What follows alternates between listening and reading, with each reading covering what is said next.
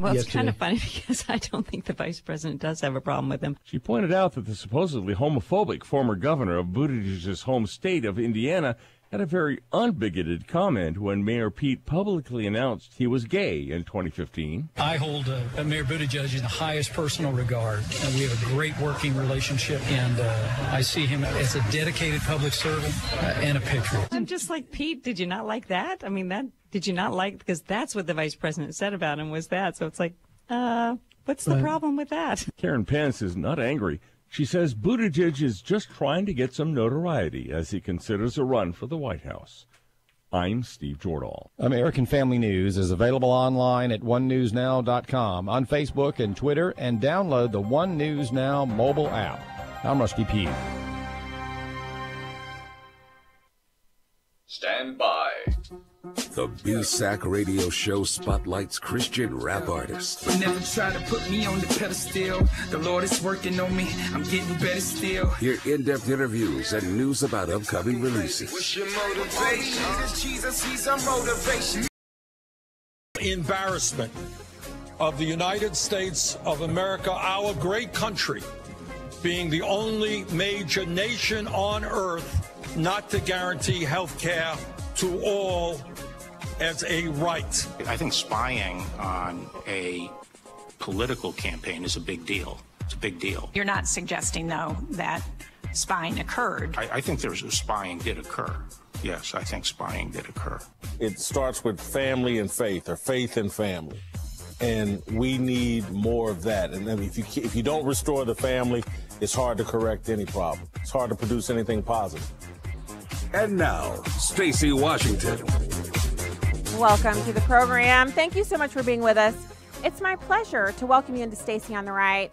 StacyOnTheRight.com, American Family Radio is AFR.net, and UrbanFamilyTalk.com, a ministry of American Family Radio. And so we're so glad to be with you and to get all of today's show going for you. First off, before we even get into the fantasticness that is today's program, I have to say I am literally fresh back from a luncheon here in St. Louis where we're talking about the work that has been done to bring fewer abortions, fewer babies that have been destroyed in the state of Missouri. And it was such an interesting presentation. I have to say, when sometimes, when you go to something and it's like, that was interesting, or, that was nice. This was amazing. And every time I go to one of these, it's amazing. I always leave inspired. I always leave feeling like God has really done an amazing work. And so I'm going to get into all of that. I want to let you know we're going to have Brandon Darby on the show today. He's the director of Breitbart's Border and Cartel Chronicles. He's going to talk about the president's trip to the border yesterday. We're going to talk about Maxine Waters and her questioning of banking executives, another display of idiocy, morons in charge. And then we're also going to get to Reggie Bush saying that kids need parenting by a mom and dad. So non-PC, so ridiculously out of step with what the culture tells us, but he's telling the truth. Also, that 234 House Democrats and 2 Republicans came together to co-sponsor a bill forcing schools to let male athletes compete on girls' sports teams.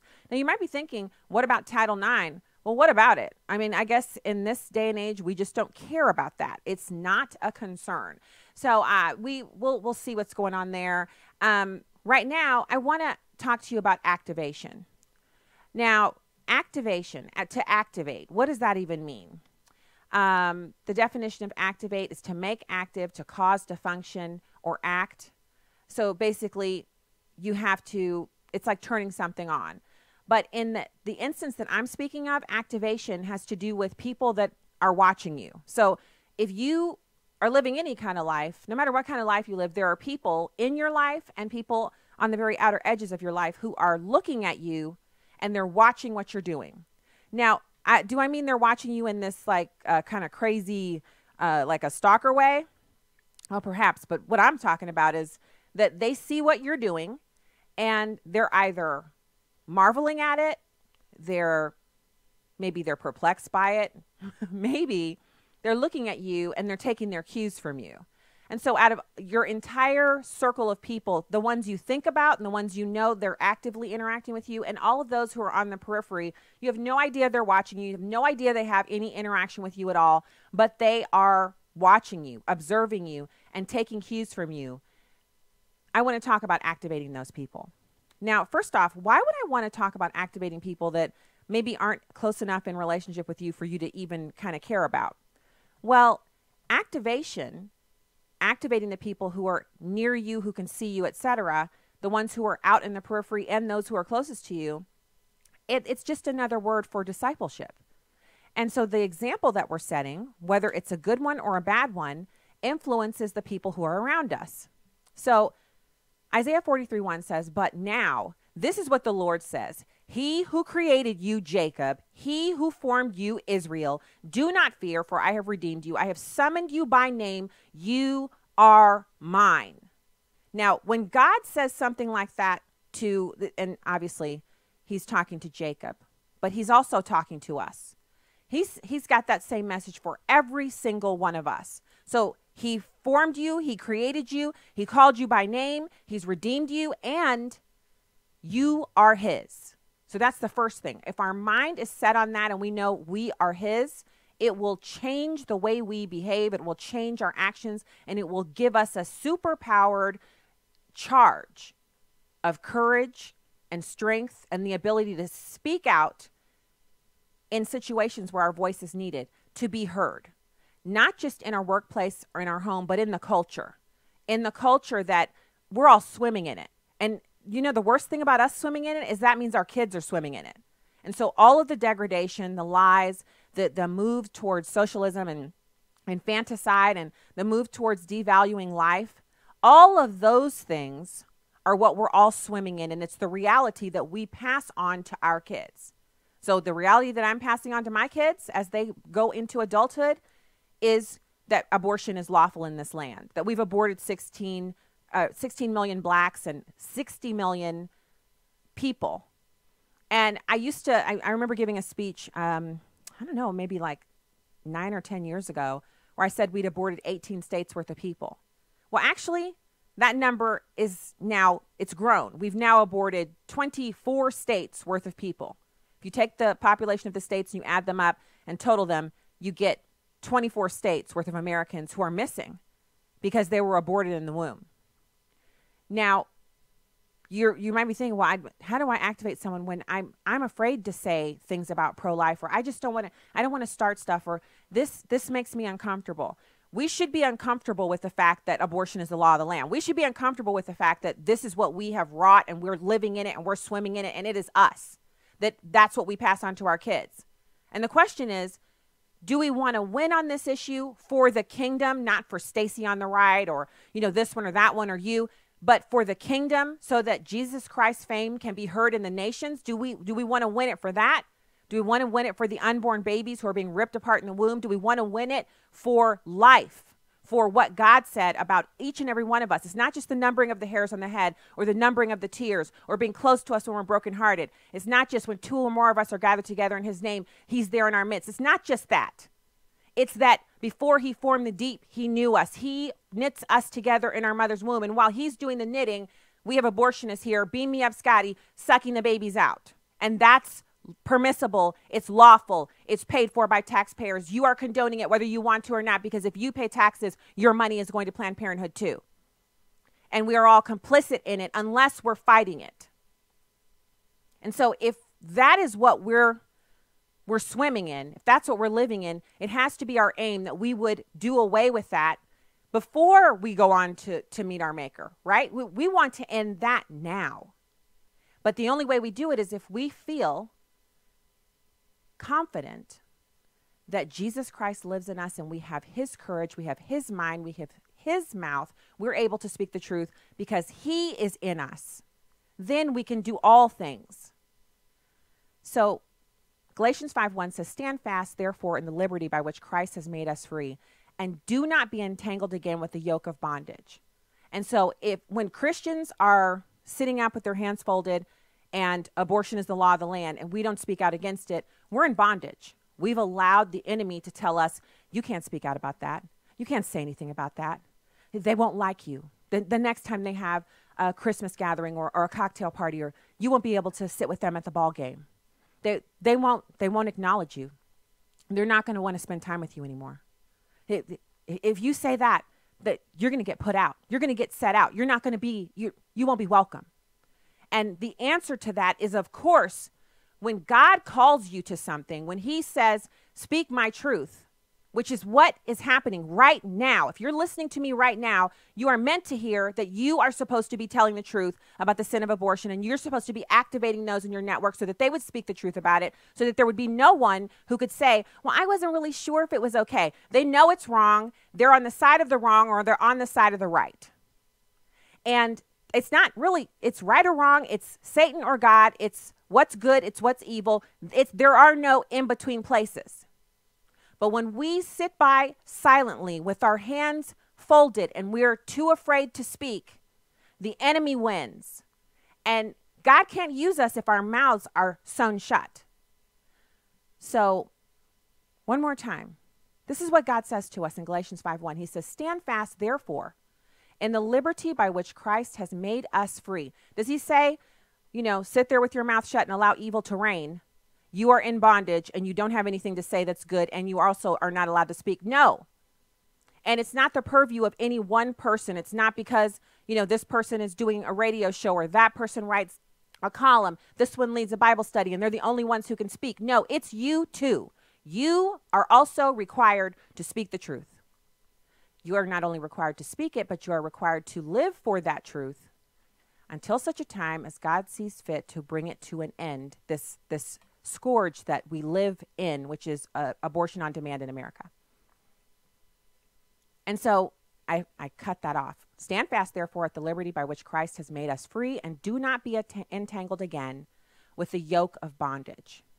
And so it's as simple as saying, because you can't ask me what God wants you to do. I have no idea.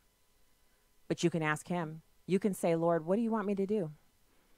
My ministry is where I live. It's where I work. I haven't been saying much. He's not going to have you on the corner yelling with a megaphone at traffic driving by. It's not a situation where you basically say, I'm going to start telling the truth about it, and you lose every friend and you become a pariah. Oh, no, that's not how our God works. I may have shared, but let me share again. If you're just tuning into the show, years ago when I was I was actually volunteering a lot in our kids' school district, and we had just a ton of friends. And I was known for running the kindergarten social and the first grade social, and we had kindergarten moms, first grade moms, third grade moms, whatever kids grade I was in with the moms, and we used to go out and go to each other's houses, and we used to do a lot of stuff together, and their kids were in my minivan and at our house all the time. And then when I served on the strategic planning committee, it's an apolitical thing. You're in the school district, and then I got appointed to school board, and then I ran for the seat, and I lost. And at people's doors, when I would knock and ask them to vote for me, they'd say, are you a Democrat or Republican? I'd say, school board's nonpartisan. And they would say, it may be nonpartisan, but I need to know what you're going to do when you get on school board. And I'm like, I'm already on there. And they're like, yeah, but I didn't vote for you that time. If I'm going to vote for you, I need to know if you're with me or if you're with them. And so I would say, I'm a Republican. And some people slammed the door in my face because they were Democrats and they would never vote for me because I was a Republican. And so, again, I lost that seat by 455 votes, I think. Spoke at Tea Party under the Arch and started doing political stuff, and then ran for the seat again and got put back on the school board, but it was a totally different situation because people had heard me speaking, about pro-life issues. They'd seen that I'd been hanging out with Tea Party type folks, and some folks who their kids literally knew the inside of my van just as well as they knew their mom's van. There were no more invites. But around the same time that all of this is going on, I meet a lady. She's still my friend to this day. I love her and her husband and their kids. They are deep personal friends of ours. I met her at a legislator's house for a legislative update, and I was saying how I would just wished I could be in a book club with conservative-minded women because all of my friends were liberals and they read fiction, and I wanted to read nonfiction political. And she said, I believe God placed us here together because, hi, my name is so-and-so, and I'm in a book club just like that, and you're going to come with me. We meet back up, and she told me when. And I met back up with her, and it was almost like an instant transformation because the less phone calls I got from our old friends, as word began to spread that we're black, but we weren't Democrats, the new friends, it just was a replacement. Our God is good. He does not give you pain for obedience. Now, persecution is the way of Christians. We are never going to be able to escape that because we live as Jesus did, and he was persecuted. He died for us. But God is good, and he is able to make you, if you're willing to be obedient, he's willing to make you able to walk in obedience for him. So there is no excuse. I want to activate you, not for me. I don't get any credit. I get no credit. Jesus Christ is the one who paid for it all. He did it all. The sin debt is paid by him, and God gets the glory. But be activated. You can go forward and speak the truth in love and spread the truth in your circle. We'll be back with more right after this. On the first day of the week, very early in the morning, we took the spices that we'd prepared and we went into the tomb. We found the stone rolled away from the tomb. When we went in, we didn't find the body of our Lord Jesus. Who took him? Where is he? Who took him? Why do you look for the living among the dead? Where's Jesus? He's not here. He has risen. Jesus was alive. He's alive. Jesus was betrayed, abandoned, mocked, beaten, and then crucified on a cross for sinners like you and me. The Son of God was buried, and after 3 days, he rose from that grave. Urban Family Talk encourages you to rejoice in the glorious reality that our God is a living God. Hi, I'm Crawford Loritz with a legacy moment. I suppose just about every family has endured some sibling rivalry, and our family is no exception. I remember when our kids were younger, there was sort of a jockeying for parity. They seemed to others aren't. In fact, occasionally I have to fight that in myself. Our world is laden with competition. We want to get ahead, and we're constantly looking over our shoulders and comparing ourselves with others. On top of that, sometimes it appears that the ungodly are doing better than the followers of Christ. We need to pay attention to these words from Psalm 37. Here's verse 7. Rest in the Lord and wait patiently for him. Do not fret because of him who prospers in his way, because of the man who carries out wicked schemes. Then verses 12 and 13. The wicked plots against the righteous and gnashes him with his teeth. The Lord laughs at him, for he sees his day is coming. Let me make 3 quick comments. First of all, we need to wait on God to give us what he has for us. We need to put to rest this comparison game. The second observation is to stop obsessing about what others have. The Lord is our portion. Rest in him. Relax. Then the third observation is this. God will take care of the wicked. Here's what I want you to remember today. Let's mind our own spiritual business. Rejoice in who we are and what we have in him. And let him take care of those other folks. More information about the ministry of Crawford Loritz can be found online at livingalegacy.org. Welcome back to Stacy on the Right on American Family Radio and Urban Family Talk.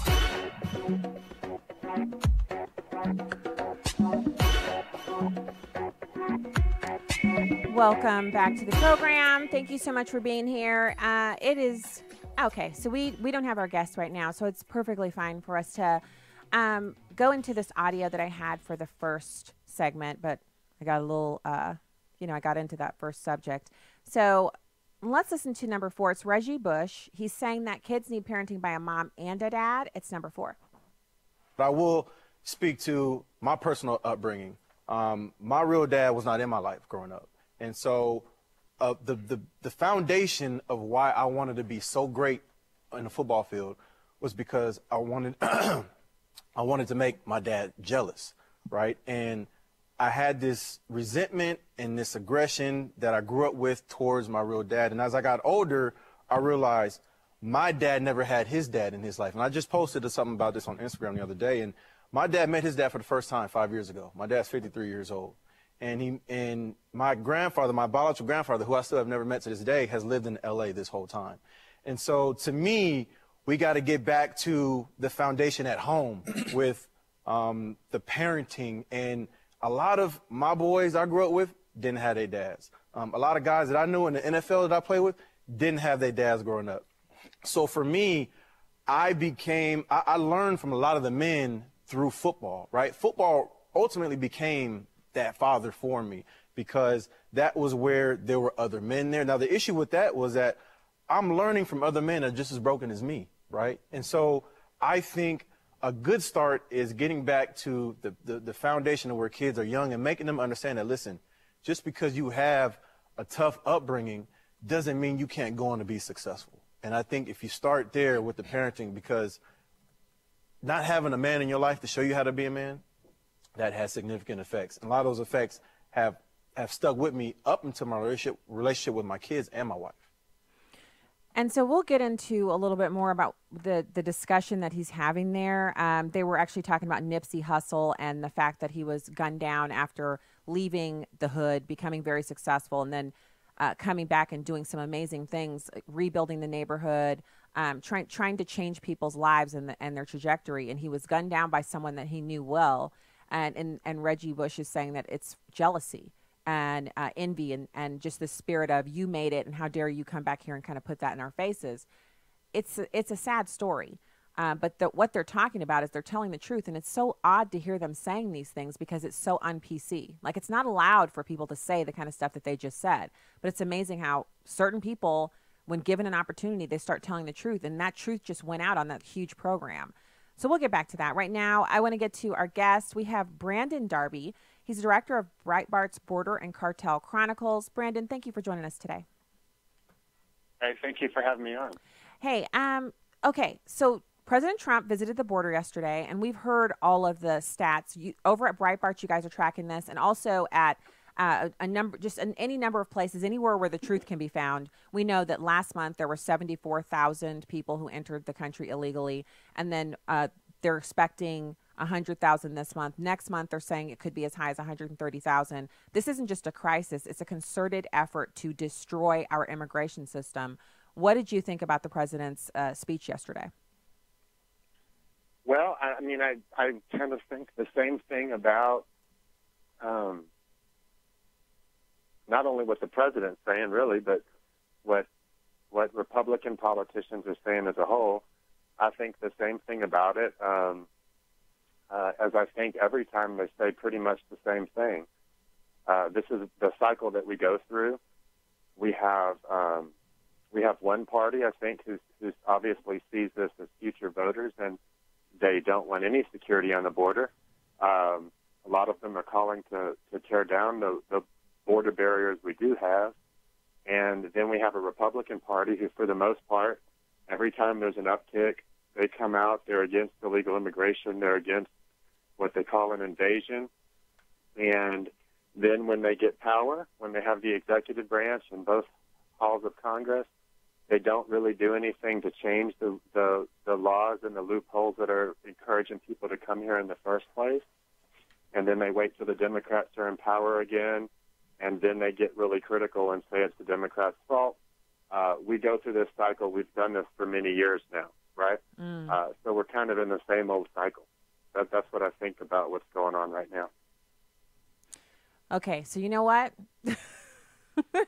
You just encapsulated the whole problem, because I think sometimes in our zeal for talking about how the Democrats are currently obstructing anything from happening, we forget that didn't the Republicans control Congress for 8 years? They didn't have the executive, but when they did have all three parts for just 2 years, they couldn't get immigration done. They just couldn't get it done. Or I should say, maybe, Brandon, they wouldn't get it done.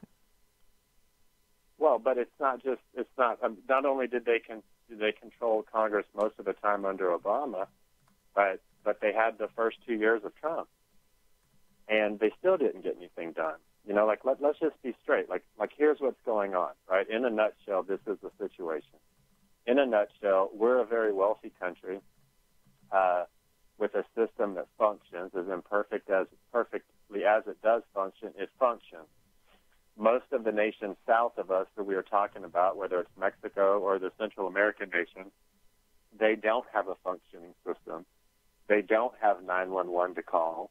Most of the problems they're facing are a result of corruption and transnational criminal groups. And when those people do call the police in those communities, they actually are calling the people who the police work for the transnational criminal groups, right? So people's lives there are very miserable. We have policies in place that actually encourage people, whether they mean to or not. Our policies encourage people to come here the way that they're coming. That's a fact. There's no if you have push factors coming from those countries, and we have policies that say all you have to do is step on our border and request asylum, and you'll get to stay for a while, and you might get to stay forever. And for that while that you get to stay, you're going to get free health care, and your kids will get educated. And if we have those policies, people in a bad situation are going to come here. Those policies have very little to do with President Obama, and they have very little to do with President Trump. Those policies have everything to do with the lawmakers in the House and in the Senate. That is who writes law. That is how this happens in this country. It is not about the president. The president works with what he is, a certain framework, and that framework is largely, in this context, is determined by both halls of Congress. So we're in a situation, once again, where Republicans had the executive branch with the president. They had the House and the Senate, roughly 2 years. None of them presented things to actually change and push for a change of immigration policy. None of them did that. And so now it's the Democrats' fault that these guys didn't do what they said they were going to do for 2 years. They had the power to do it. Did they have a perfect power? Did they have an absolute power? No, they didn't. But they didn't even submit bills to do it. They didn't even submit bills to do it. And so, for me, having covered this for nearly a decade of my life, and this is what I live and breathe, cartels and border and the problems associated with borders as a whole, and the economic disparity between our nations. And I've covered this issue long enough. I've seen politicians come and go, and I'm just telling you, listeners, they do the same thing every time. They talk tough on the border. They talk tough on immigration. They get in there and they don't change any policies. Democrats do the same thing. They talk tough about DACA and they want to do X, Y, and Z. Well, in 2009 and 10, they roughly, they did have the ability to do that with Obama in the White House and with Congress. They didn't do it. They didn't change DACA. They had enough power to ram through ACA, what we call Obamacare, but they didn't do anything about immigration and DACA. They didn't do anything to resolve this issue.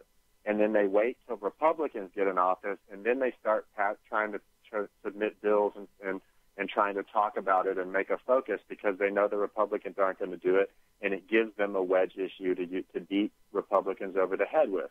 Republicans are doing the same thing to their voters and to us that Democrat leaders did over DACA with their base and their voters. They're doing the same exact thing. They had 2 years with President Trump in the White House. They had the executive. They had both houses of Congress. They didn't do a dang thing. And now that the Democrats have the majority, it's the Democrats' fault. And this is what both parties do. Like we're idiots. They think we're idiots. And sadly, most of us fall right in line with it because we don't want to call out.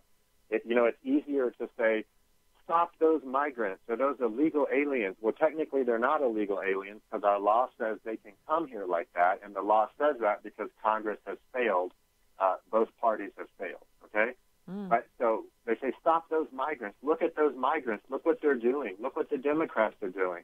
And the truth is, if you were a migrant, if you were one of those people with your kid, you'd come here too, and so would I, right? It's about our lawmakers, but it's easier to blame those people, and it's easier to blame the other party than it is to acknowledge our own party's failures, right, and inability to take action. It's harder to blame the people whose side we're on than it is, even though they're really the ones who deserve it. This is all about Congress. This is all about laws, and it's all about both parties being completely dishonest and disingenuous with the American public. Well, okay, so I can't disagree with you. I rarely think about what it would be if it was my family and I was living south of the border and I saw that there was a huge loophole that I could exploit. I can't deny that probably I would be taking advantage of it too. I have railed against the people coming here. I'm sick of the crime. I'm sick of the huge amount of money that we're spending, overflowing public schools, all that stuff. I'm sick of it. But I have also talked about how the Republicans have not done anything and how we have a huge rift where they say one thing when they're running, but when they get there, the Chamber of Commerce lets them know, hey, this is your position. And Chamber of Commerce is on both sides. They're on the Democrats and the Republican side. As long as you're for open borders and cheap labor, then the Chamber of Commerce is your friend. And the few of them that actually do care about having a sovereign nation status and lawful immigration, they don't have the votes to get anything done. So I guess my question for you is, because you totally ran that down perfectly. It's the truth. The Republicans are just as complicit in this as the Democrats are. And I think it's even worse because we have a president like Donald Trump, who for the first time, we actually have a president who would do something with our border, who would actually answer what he ran on, which is he ran on doing something about illegal immigration. He's trying to, but he doesn't have enough support to get it done. And so now they don't have the House anymore. Now they have a appropriate way of blaming the Democrats. And the Democrats are complicit in this, but so are the Republicans, because they should have forced it through the way you said it, the way the Democrats forced Obamacare through. They should have forced something through. So what do we do now? Like, because the system is at a breaking point at the southern border, where we're basically just going to have an open border system here, like shortly, because we just don't have anything we can do lawfully, apparently. Well, we don't have anything we can do lawfully because people in Congress don't change the law. That's what the situation is. And so, again, I understand it. I'm not an open borders guy. I believe in very strong borders for nations. I think it's important for a large number of reasons. I think it's extremely important. At the same time, the only thing that bothers me more than open borders is and losing our sovereignty is seeing people I respect and trust blame one side for a problem when it's both sides at fault. It's really that bad. I mean, I see Republicans right now.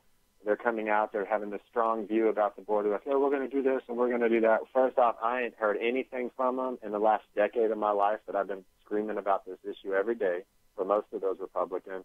And secondly, some of them have brought it up before, but they didn't submit any bills. I mean, you have some sincere people. You have people like newcomer Chip Roy from Texas. He's a very sincere person, in my opinion. He's actually trying to put his money where his mouth is, and his legislating where his mouth is, his legislative ability. But for the most part, I mean, these guys they're really just as much to blame. They've had the last 2 years.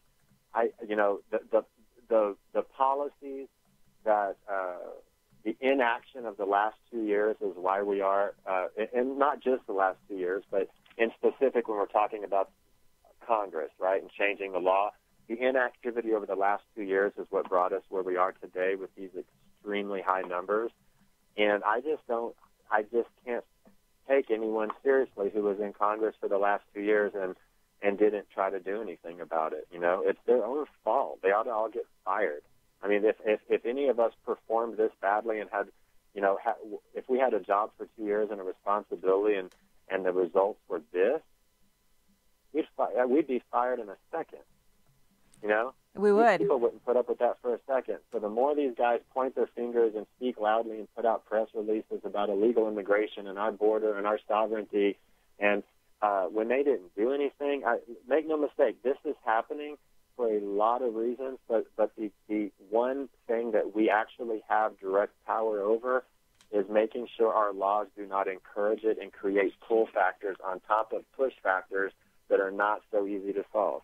And we haven't done that as a nation. No one's proposed, like, hey, here's the deal. If you come to our border irregularly, illegally in between ports of entry, if you come here and you didn't apply for a visa in your nation of origin or another nation, then no matter who you are, where you're from, what you are, you're going home that same day. No questions asked. No one's proposed anything like that. And Well, that's ultimately what it's going to take. We're either going to do that or we're going to have this situation. We're either going to do that or we're going to have millions of people from around the world showing up. Our taxpayers are, and God bless them, I understand why they're coming, but at the same time, I also understand that I pay a lot in taxes already. Like, I have a child to take care of. Of course. Brandon, we're up against the break debts here. to take care of, right? Yeah, we do. have other responsibilities. We're up against the break, and we so appreciate you coming on and giving your perspective, especially because you have been in this fight for so long. Thank you for your time today, Brandon Darby, director of Breitbart's Border and Cartel Chronicles. I'm Stacey Washington. We'll be right back. This is Uncommon Moments. Here's former Super Bowl winning NFL coach Tony Dungy and his wife Lauren sharing from their book Uncommon Marriage. When I coached in Indianapolis, Lauren and I lived apart for about 18 months. It was tough. One of the biggest challenges for Lauren was trying to keep me connected with the kids. She had to be creative to make it work. Our love and commitment to each other and our family brought us through. But that's not to say those months were fun. Often our love had to be sacrificial. Both of us needed patience and stamina. With Christ at the center of our home, we committed our family to prayer, even if it was just a quick prayer on the phone. Prayer should be a priority. For Tony and me, it's the key to a strong marriage. Tony and Lauren Dungy, authors of Uncommon Marriage, learning about lasting love and overcoming life's obstacles together. Discover more at CoachDungy.com. Abraham Hamilton III. Don't you realize when you see some of the inner workings of the cell, with each component having its role to play, where you have soldiers and you have operators, you have little machines that are working. If the Lord would do that with something as micro and as undetectable by the natural eye as the cell, how much more will he provide for you? The Marriage, Family, and Life Conference is coming June 20th through 22nd. Learn more and register at urbanfamilytalk.com. Pastor Joseph Parker. You know, obviously when things are going well, it's much easier to have an attitude of thanksgiving and praise to the Lord. But even when things are going difficult, it's important to know, too, there's never a time it's inappropriate for us to thank and praise God. Now, some may ask, well, what about when you're going through difficult times, when you're walking through the valley of the shadow of death? We can have two different responses. We can worship or we can whine. Tune in to the Hour of Intercession, weekday afternoons at 1 Central on Urban Family Talk.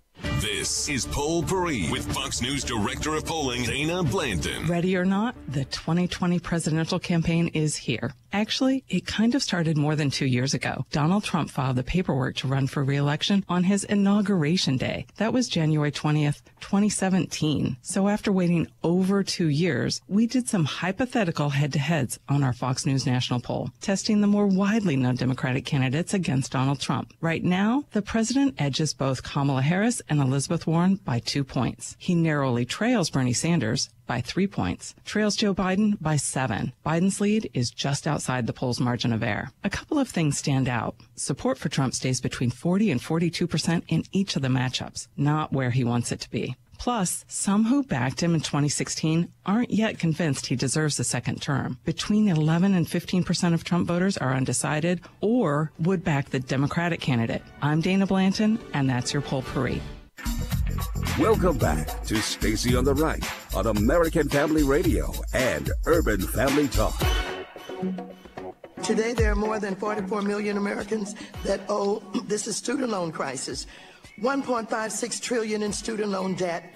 Last month, this committee received testimony that last year 1 million student loan borrowers defaulted, which is on top of the 1 million borrowers who defaulted the year before. What are you guys doing to help us with this student loan debt? Who would like to answer first? Mr. Monahan, Big Bank. We stopped making student loans in 2007 or so. Oh, so you don't do it anymore. Mr. Corbett? We exited student lending in 2009. Mr. Diamond? When the government took over student lending in 2010 or so, we stopped doing all student lending. And then she changed the subject and went on to a different topic because she did not know, as a sitting member of Congress. Now, you might be sitting there thinking, oh, I didn't know that, because if you don't have kids who are taking out student loans, then you don't know that the government took the student loans over. The news certainly reported it, but it's not something that's going to stick out in your mind unless you're in that zone or you were in that zone then. Maybe if you had a kid who was going to college, or you yourself were going to college, or maybe one of your grandkids was going to college, or someone in your close family, you didn't know that the government took it over. Now, remember, I do remember it. It was Barack Obama, and he was saying how the big banks were so evil and complicit, and they just wanted to take things from people, and they were making too much money off those student loans, and we needed to nationalize it and put the government in charge of it, because the government would make sure that people didn't actually turn a profit. And the banks were like, well, if we can't earn a profit on the loans, then we probably should let the government go ahead and take it over, because banks are into making a profit, right? They have to keep the lights on. They have to be able to offer loans, et cetera, et cetera. And if you have problems with the U.S. banking system and how it's set up, that's a whole nother conversation. But as far as the student loans are concerned, they did what they did, and they were making a profit, and people were being irresponsible and taking out too many loans. And some people weren't able to get loans because they were financially irresponsible. And so the government took it over under Obama. Now, here's Maxine Waters trying to blame the banking industry for the fact that so many people are taking out loans they can't afford. Now, I can tell you right now, from my experience with our kids, we have kids who are college aged. They offer you a loan for the whole amount. They don't say, here's what you can afford. They just say, how much do you make? How many kids do you have? And if the wife doesn't work, they assume that she works, because the whole idea of having a stay-at-home mom, that's foreign to the government when it comes to the FAFSA. You submit that, and then what they do is that the FAFSA determines how much aid money you can get, if you can get work study, et cetera. But if you're successful, if you're above the median, and I mean, maybe at more than, let's say, 25% above the median, I'm not sure where the cutoff is because they don't exactly tell you. But certain families qualify for aid and others do not. And whether you qualify for aid or not, whatever the numbers are, if school costs, let's use round numbers, if school costs $50 a year, including housing and dorm food, whatever, and they put the books in there and they put some expenses in there and they come up with this number and it's $50,000. And let's say they gave you a scholarship for $10,000. So you have $40,000 difference. Then they'll give you a $5,500 loan from the federal government. That's a federal government subsidized loan, so the lowest possible interest rate. I don't know what the max is, but I'm using the $5,500 because that's a number I've seen. And then they give you another opportunity to get loans, and that other one is one through the parents. The parents can borrow that money, and that amount is whatever the difference is. So if you're going to a school like Tulane for $70,000 a year, and you only got $10,000 in aid, that leaves $60,000 for you to do something with, they'll let you borrow $60,000 every single year you're going there. As long as you don't fail out the previous semester, as long as your grades are passable, meaning you have, A's, B's, and C's, you can keep borrowing that money. If it takes you 5 or 6 years to graduate, well, you do the math. They'll let you keep borrowing it. That is lunacy. It should be that if you say you're coming to the process and you want to go to Tulane and you're not bringing anything to the table, they're not going to loan you $60,000 a year to go there. The education isn't going to match up. You won't be able to earn $120,000 a year coming straight out of Tulane with a degree in, basket weaving or women's studies or African American studies. But that's what's happening. So instead of Maxine Waters, who is another moron who's elected by morons and should not be in that job, instead of her saying, the thing that we have going on here is a lot of financial irresponsibility. And until we tackle that, big banks aren't really going to be responsible, especially since big banks aren't the ones underwriting these loans anymore, since the government controls the student loan industry now. I mean, help me. Any teenager who read one article about this topic could have given a better question and answer session than Maxine Waters did. She didn't even know what she was talking about. I'm going to keep bringing you these examples. In fact, we're going to go to the phones, 866-963-2037, 866-963-2037. Here is something we're going to talk about. Obviously, we're going to get to this. Democrats and Republicans proposing this bill to force male athletes onto girls' teams. But we're also going to talk about all the failure. Because I think yesterday we talked about the morons, idiots, nincompoops, ne'er-do-wells. What other names did we have for these people? Half-wits, dolts. Oh, yeah. We talked about them yesterday. And I'll keep giving you examples of people who shouldn't be there that are elected, that are there collecting those big fat checks and they don't know what they're talking about. But let's talk about some of the stuff that we've been promised by Democrats and sometimes by Republicans, stuff that does not work. Namely, I'm just going to go down a list of things that, we should be able to name times that government programs have accomplished their goal. And I know there at least have to be a few. But on the whole, government programs don't actually accomplish the things that they're set out to accomplish, which is why we should not implement tons of new government programs. But I digress. Let's go to the phones for a second. Norman in Mississippi. Hey, Norman. Thanks for calling the show. Hey, Stacy. Oh, hi, Pastor Norman. How you doing? Stacy, I'm good. Stacy, did you just call some of our Congress folks nincompoop and moron? Mm-hmm. I know Sure you did. didn't mean that. I meant it. I'm sorry. You have to pray for me, Pastor, because I might need an intervention. I think we need to lay hands on you. You might need to. No, I understand your frustration, and what I heard the guest you had on, and he was exactly right, and you know it already, Stacy. I said he was right, Pastor Norman. I said he was right. I did not disagree with him. You did. Yeah, you did. Yeah, you did say he was right, but it is. See, I called you about a year ago, and I told you that I thought the solution to our political problems in America would be get rid of all of them and start. Yeah, you did say that. You said it. Yeah. Yeah, because I don't. They all deal with us like we are morons and like we're stupid.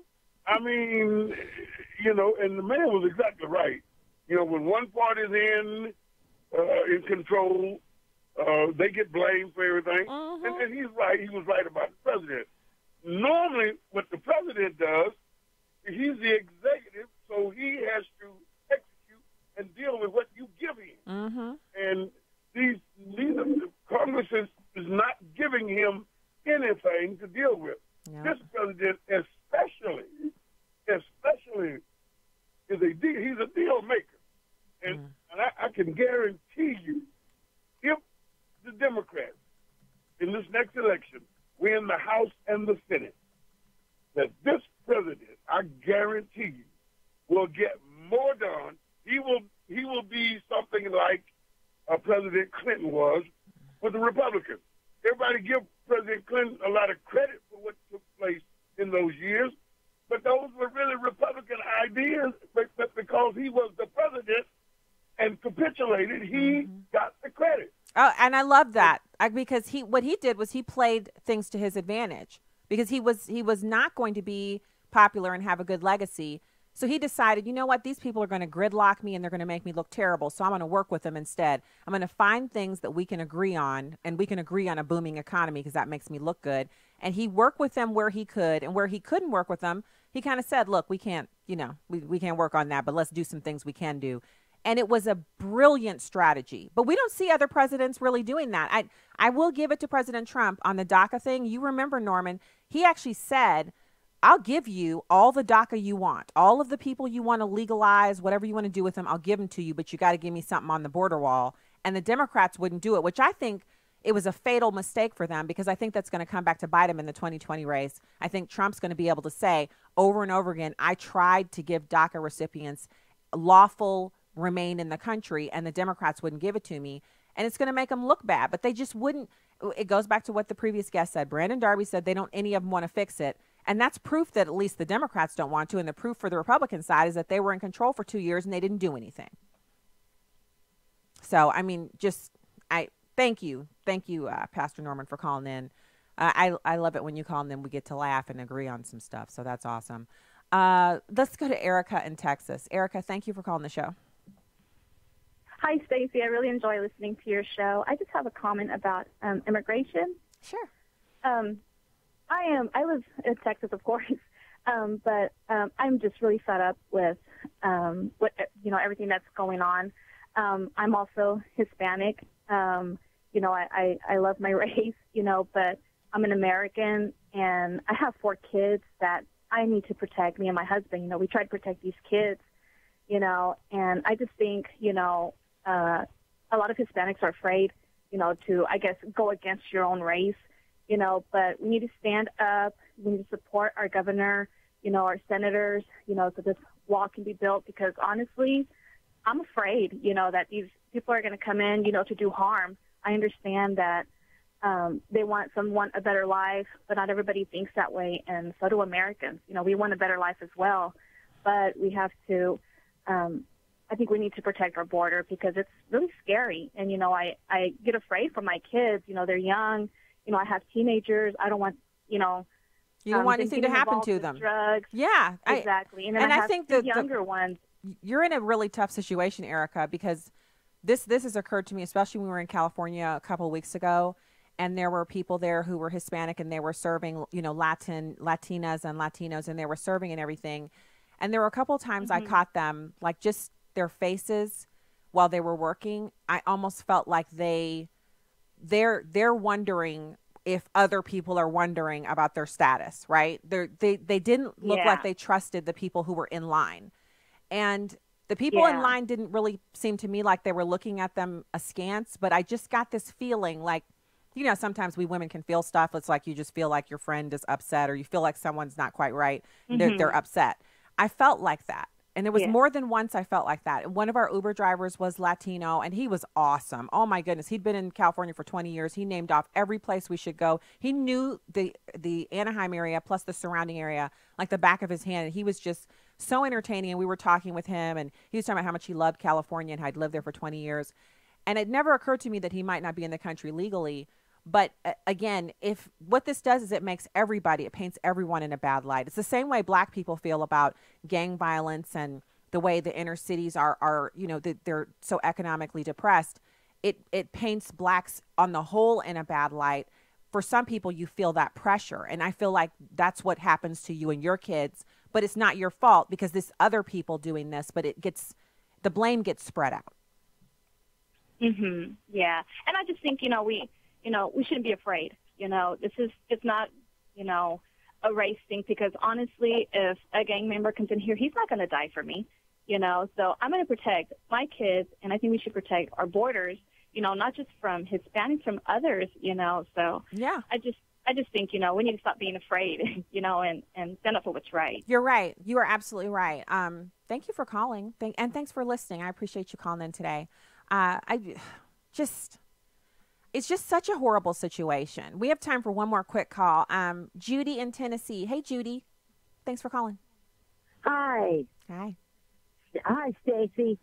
Hey. I've been listening to you for about a month or so. Oh, and, thanks for tuning in. I found it by accident. But the guy, Darby or Barbie, whatever his name was. Oh, Brandon Darby. It was so true what he was saying. It was so true what he was saying. The 2 years of Trump. And I blame Paul Ryan and Mitch McConnell, because Trump went to them many times saying, I want something done about the border. And they kept saying, don't worry, you do this and we'll take care of it. You do this and we'll take care of it. And Paul Ryan is nothing but a moron. He has a wall around his house that's pretty tall, too. He really drives me nuts, because back when he was the budget guy, I really liked and supported him. And now he's just turned out to be old border flake, which is no good for me. No good. No good. All right. Thank you so much for being with us today. If you're sticking around, One News Now news and information is coming up next. It's onenewsnow.com. Check it out. We have enjoyed you. It's been so good to be with you. Good evening from the Heartland. If you're sticking around, there'll be more Stacy on the right. In any case, thanks for making your home at American Family Radio and Urban Family Talk.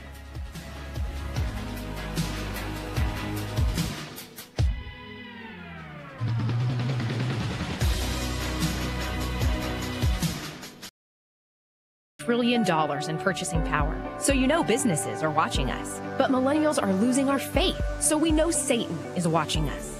Engage Magazine is for millennials by millennials, and it speaks to faith, purpose, and a closer walk with Jesus. Because above all, God is watching us. Visit EngageMagazine.net and listen Saturday afternoons at 5:30 Central on AFR.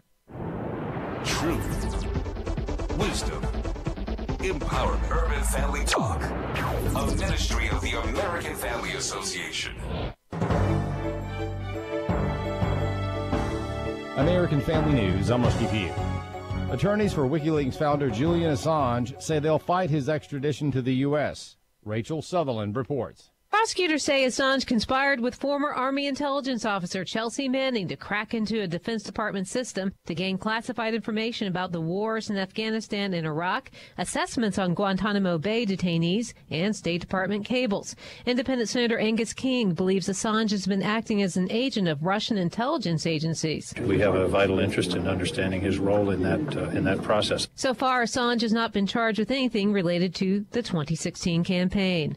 In Washington, Rachel Sutherland, Fox News. One person is dead and more than a dozen injured after a gas line exploded in Durham, North Carolina. It happened just minutes after an office human resources manager sent an email warning about a gas smell in the building. Deputy Fire Chief Chris Iannuzzi spoke to reporters today and expressed sympathy for the family of the victim. There was one fatality, the owner of the Caffeinate coffee shop, and we want to express our condolences to the family and the friends of him, because we know this is a very difficult time for them. The blast leveled one building and shattered windows blocks away. The number of people applying for unemployment aid fell last week to the lowest level in nearly 5 decades, providing what the Associated Press calls solid evidence that the job market is healthy and layoffs scarce. Dan Celia of Financial Issues calls it encouraging. This is encouraging. I don't pay a lot of attention to this. I can remember during thriving economies in years past, the first-time unemployment claims would be 300,000 and nobody even cared. It was the cycle of the workforce. It was pretty normal. Today's news comes on the heels of the March jobs report, which found a big increase from the previous month, suggesting the economy remains resilient. During an impassioned address to the United Nations Security Council, Vice President Mike Pence made it clear to the international body that it is time for Venezuelan dictator Nicolas Maduro to step down. More from Chad Groening. The Vice President called on the Security Council to act to end the Maduro regime and follow the United States and other nations' lead to recognize Juan Guaido as a legitimate leader of Venezuela. He outlined the horrors of life in the South American nation. Venezuela now has the highest murder rate in the world, as more than 70 people are murdered every single day. Venezuela is a failed state. Pence then excoriated Russia and China for preventing the Security Council to act on a U.S. resolution in February. 2 nations which continue to back this brutal regime used their vetoes to stop this body from taking action. And while Russia and China continue to obstruct the Security Council, rogue states like Iran and Cuba are doing all they can to prop up the Maduro regime. The Vice President then directly called out the Venezuelan UN ambassador. With all due respect, Mr. Ambassador, you shouldn't be here. You should return to Venezuela and tell Nicolas Maduro that his time is up. It's time for him to go.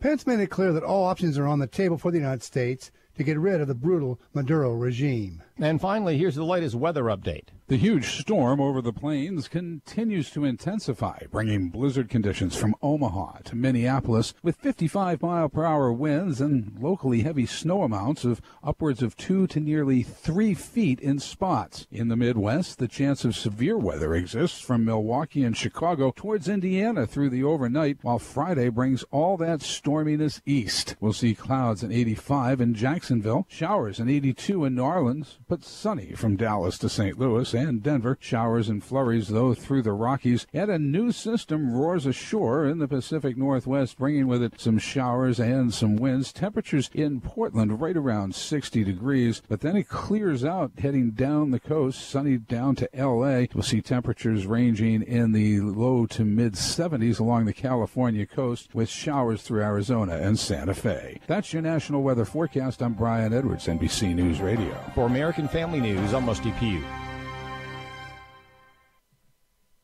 Bishop E.W. Jackson. Every single one of us who's been saved was once on the other side. You know, the Bible says, and such were some of you. Before I got saved, I knew things were wrong, but I figured as long as I didn't get caught, what difference did it make? But the thing is, he changes you down on the inside anyway, so that you don't want to do what's wrong. The Marriage, Family, and Life Conference is coming June 20th through 22nd. Learn more and register at urbanfamilytalk.com.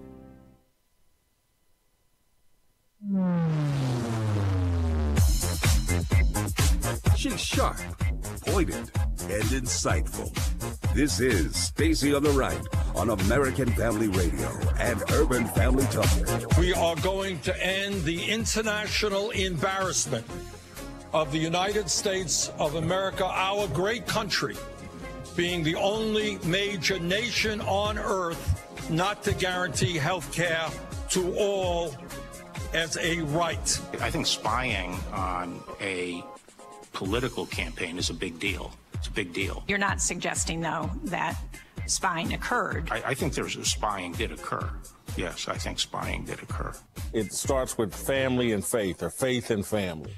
And we need more of that. And if you don't restore the family, it's hard to correct any problem. It's hard to produce anything positive. And now, Stacey Washington. Okay, I can't help myself. I'm laughing because, well, first of all, I'm laughing because I have a little bit of joy in my spirit because, like I said, I went to one of the Thrive events today, and I took daughter, the youngest. She's just been hanging 10. You know what I'm doing? I'm buttering her up because there'll only be her left in like less than 6 months. The second child, the only son, will be running off to college and living his life. And I've been reading all the blogs from the other moms talking about how the sons don't communicate. The daughters text, but the sons just don't. They don't do anything unless you sent them a box of goodies. They're just not communicating. Now, it's hard for me to believe that our son would be like that. But regardless, I've been looking at this and thinking it's just Madison. And she's always been a little pip, just, a little joy. But it's awesome to get to hang out with her and have a lunch and go and listen to not just the pro-life message. It was a supercharged event today that just, sometimes you interact with people. And Bridget Van Means is the head of Thrive here in St. Louis, and it's all over the country now. They've now got centers in multiple states. But when you see this inception at 2009 when she took over the organization, and then see the growth and the pattern there, and you hear her passion, and when she shares about what God has done through that organization, because it's kind of about her because she's obedient, but it's really not about her. It's about him. He's the one that makes things possible. He's the one that clears the path. He's the one that directs our steps. He's the one that makes it possible for us to do amazing things. And so, just so fantastic. So I'm a little giggly off of that. And also, it's overcast, but it's not snowing, it's not hailing, and so I'm still going to praise God for this weather, because as long as it's warm, I'm good. We have a caller. Let's go to the phones, and if you want to call in, I know we've covered a lot, and I still have so much more for you, so stick with me. The call lines are 866-963-2037, 866-963-2037. Adrian in California. Hey, welcome to the show. Thanks for calling. How you doing? Good. How are you? Thank you for having me. Sure. What's your comment? Well, I actually live in a city called Pico Rivera. It's about 10 miles east of Los Angeles. And I wanted to do two things. One, I wanted to disagree with you on what you said when you were here in California, how Latinos were kind of looking at people who were kind of thinking, well, maybe they don't know I'm legal or not. No, I'm only talking about the ones that I saw. I'm only talking about the ones I saw online at one place. Not all Latinos. I couldn't possibly have seen all of the Latinos. So what I want to say is the mentality of the Latinos here in California, me being one of them, is there's a sense of entitlement here, that this land is theirs. And so they belong here. Oh. And the people who don't agree with them are the ones who don't belong here. I actually ran for school board here in Pico Rivera last year, and I ran up against two very openly communists. Now I'm a conservative. I'm a rare breed here in California, and I'm Christian. I had teachers at my kids' schools, begging me to run because of my views, and I'm law enforcement. So I ran. I walked every day. I did, all the stuff you got to do, and spoke with people. And that side, the left, they're democratic socialists, by the way, but they won't say it, but they'll say on their webpage that they support communism. Their heroes are Che Guevara, Stalin, Ho Chi Minh, guys like Castro, guys like that. And they were, through the ethnic studies here in California, they were teaching that in the classrooms. So here in Rancho Unified, they were teaching that in the classroom. So, yeah, it got really bad. So I ran. I'm half white and I'm half Mexican. I'm Irish and Mexican. I grew up in East Los Angeles. If you know anything about LA, that's the Hispanic community of Los Angeles. So none of my views, I've never been around white people per se. My mom, they're, Hispanic. We grew up in a Hispanic neighborhood. So I consider myself American first and most, but I identified more with the Latino community. So, walking and talking to the parents around the city, everybody has giving their support. They were going around. People need to wake up in California. Democrats need to wake up in California. I think across the country, you're seeing it in New York as well. The Democrat Socialist Party is taking over. These people don't care about Americans. The Nazis had a propagandist that did it best. He said, accuse those of which you're guilty of doing. And they did that perfectly. They know, these people are well trained. They know what they're doing. There's an organization called Unión del Barrio. It's a radical socialist group that caters to the Latino community. And they went around saying that I was a white Trumpista, I was a Nazi, a white supremacist.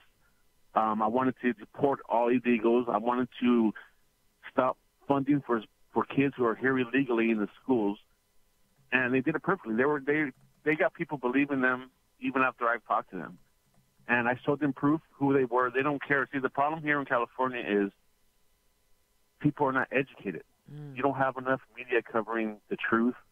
People don't know the truth. They believe what they're being told by the media, which is totally on the left. And it's getting to the point to where I see it taking over little by little in every county in California. And if people don't wake up, we're going to have a Venezuela on our hands. We're going to have a point to where there's going to be no comeback. And that scared the crap out of me for my kids. Yeah, so what you're sharing is what should be on the news every single night. It's amazing how when people get just a little bit of truth, first of all, you crave more of it. And second of all, it changes the way you think. The truth changes the way you think. But if like you said, when people came around and told them that you were a Nazi and you wanted to deport everybody and they believed it, once you're deceived, comprehending the truth becomes almost impossible unless you have a heart change. And so, we need so many different things, but more than anything, we need Jesus Christ, because when your eyes are sealed off, when your eyes are you can't see, you've been blinded by lies and deception, and you need the truth of Jesus Christ to be able to clear all of that out so that you can actually comprehend the difference, because it's hard coming out of something like that. I'm speaking from experience.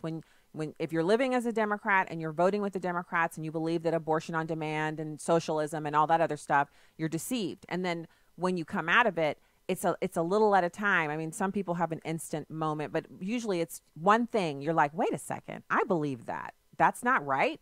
And then you start researching and looking and questioning. And then before you know it, you're like, well, this is more than just one thing. I want to say, first of all, thank you so much for calling the show, Adrian. I appreciate the information you just shared. It's eye-opening. I wish you were on CNN sharing that. You know what I mean? You taught us something today, but I wish desperately, even though CNN's audience has been totally gutted, and also MSNBC is suffering, I still wish that the people who are still watching that would hear what you just said. It's like,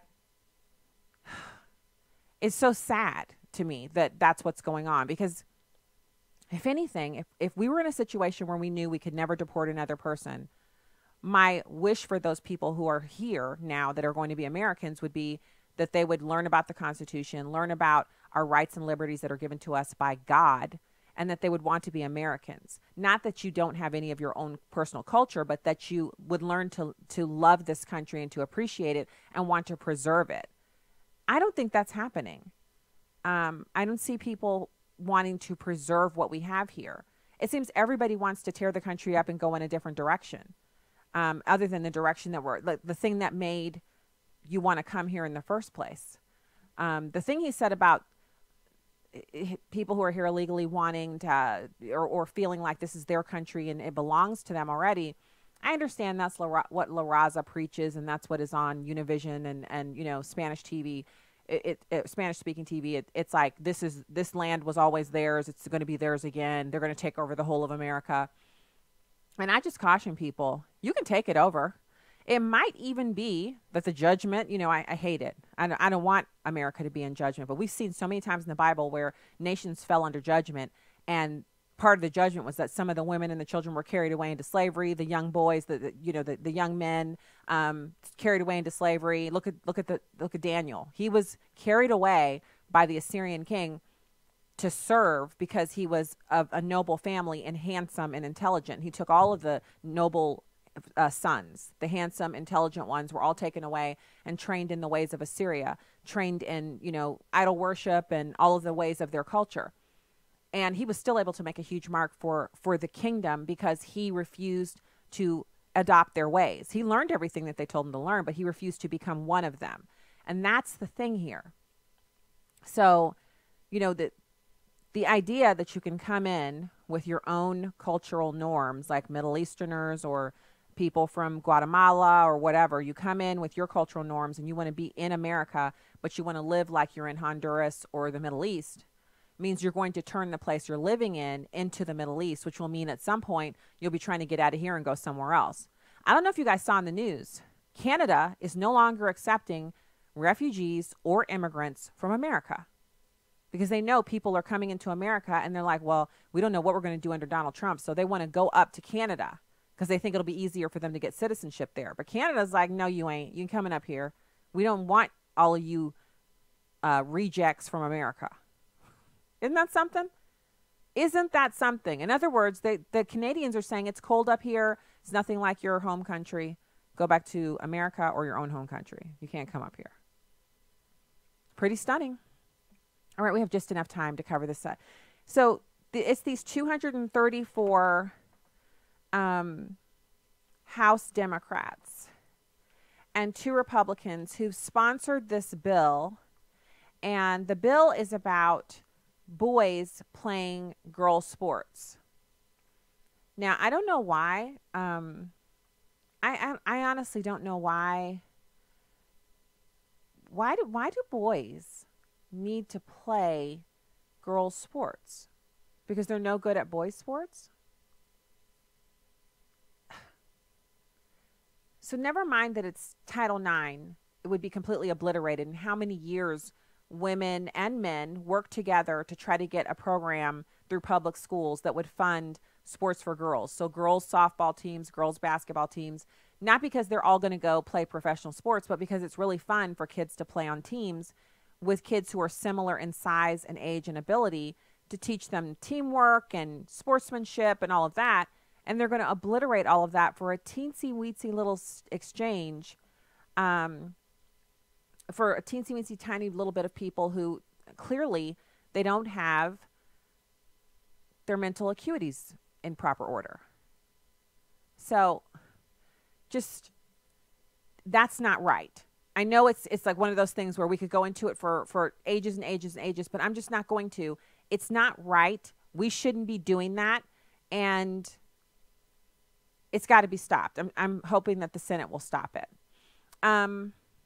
So quickly, one more thing, and we didn't cover this the day of, Ilhan Omar, because I have to be really careful how much time I give to AOC and Omar and Tlaib because they're morons, right? And if they could, they would dominate every show every day with their moronic and idiotic comments. We can't allow that to happen. But Omar said that 9/11 was when some people did something, and she is getting roasted for it. She's facing a huge backlash after her speech at a Muslim rights group event, which she said the 9/11 attacks were some people did something. She was talking at a CARE fundraiser last month. She said other Muslim Americans should make people uncomfortable with their activism and presence in society. Now, first of all, I don't get this at all. You're wearing the headscarf of oppression and you want to make other people uncomfortable with your presence. It seems like her speech would be, let's assimilate and let's make ourselves Americans because we love it here. and let's make other Americans comfortable with us by being American. It doesn't mean we have to give up our culture entirely, but there are some things about being in America that are really beneficial to us, and we should participate. We should do those things.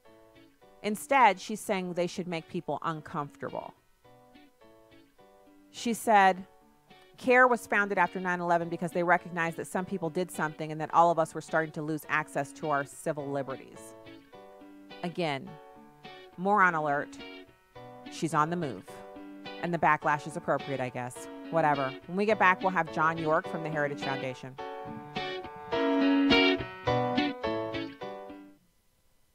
The Ministry of Preborn meets abortion-minded women right where they are. When a young mom sees her baby on ultrasound, she's 80% more likely to keep her baby. And I got to hear and see my baby for the first time.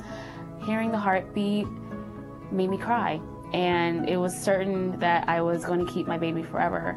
This mom chose life for her baby. She's been such a joy. Her name even means rebirth and sort of being raised up from the ashes. I now see my daughter, and I cannot imagine my life without my happy, lovely, joyful, smart baby, and I'm so grateful. Preborn runs and leads Christian pregnancy centers all over the country. To find out more, go to preborn.com. That's preborn.com, or dial pound 250 and say the keyword baby. That's pound 250 and say baby. Your love can save a life. This is Viewpoints with Kirby Anderson. The millennial generation has a much more positive view of socialism than the previous generation. One survey found that a majority of those aged 18 to 29 had positive feelings about socialism compared to capitalism. There are a number of reasons for their perspective. First, their teachers and textbooks teach about the evils of capitalism. And if that is not enough, the popular media reinforce those ideas. Think of all the movies and TV programs where a capitalist is evil or the greedy corporation is hurting everyone in society. Second, young people want equality. The naive view of socialism seems to provide fairness, equality, and a level playing field. Millennials who feel that life is unfair gravitate to socialism because it seems to provide help for those hurt in a free market society. Third, they haven't done the math. It's easy to argue for free college tuition when you aren't paying for it. It's easy to let the government pay for everything until you realize you are the government. One article that appeared in the Washington Post had this headline: Millennials like socialism until they get jobs. Here are two suggestions about how to get the younger generation to rethink their ideas about socialism. First, millennials don't like other people telling them what to do. In a socialist economy, the leaders are constantly telling you and the economy what to do. Second, a small group of bureaucrats are making most of those economic decisions. Ask them if they've ever tried to get anything done with a committee. Now expand that to the millions of economic decisions that a committee of bureaucrats need to make. History, logic, and personal experience illustrate why socialism doesn't work and is harmful to people in general and the society at large. I'm Kirby Anderson, and that's my point of view. For a free copy of Kirby's booklet, A Biblical View on Socialism, go to viewpoints.info/socialism. That's viewpoints.info/socialism. You can download episodes of Stacy on the Right from the podcast page on AFR.net or UrbanFamilyTalk.com. Now, back to the show on American Family Radio and Urban Family Talk. Welcome to the program. Thank you so much for being here. Hit the subscribe button at StacyOnTheRight.com. You can find the live stream of the show. You can find columns that I've written and also other cool content like a list of President Trump's accomplishments and also an ongoing list that I've been compiling of all the sexual assaults that have occurred at Targets, because we're still running that boycott of Target over here at American Family Association. Yeah, that's us. I'm a part of that whole action. Haven't set foot in a Target in almost 6 years, and I won't. And I've even got the kids in on that action. One of our children, she still mourns the days when we used to be able to go in there and buy a dress for $21.99, and those clothes would last for 4 or 5 years or more. She still has some dresses from back then that still look amazing. It's sad, but we have to do what we have to do. So right now it's my pleasure to welcome John York from the Heritage Foundation. John, thank you for joining us today. Hi, thanks, Stacy. Thanks for having me on.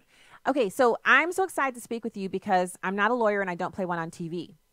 But I've had people emailing me about the national popular vote effort. And so I read a few things and I just felt really sketchy about discussing it without having some real like firepower from the Heritage Foundation. So that's what you're bringing to this party. You're bringing the guns. So tell us. Well, I hope I can do that. I hope I can oblige.